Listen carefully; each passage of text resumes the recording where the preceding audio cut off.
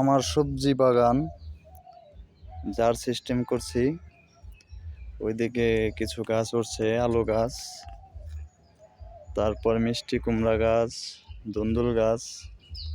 এই যে সাইডে আবার আমার গিন্নি বুনছে চাল কুমড়া গাছ।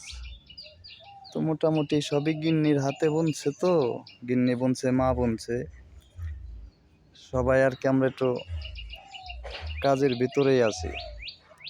এখন এই যে নতুন পদ্ধতিতে বালির ভিতরে গর্ত করা হয়েছে, এই সিরিয়ালে মাটি ফালাইতে হইব। মাটি ফালাইয়া তারপর বীজ বুনতে হইব। বালির ভিতরে তো সব কিছু হইতে চায় না আর কি।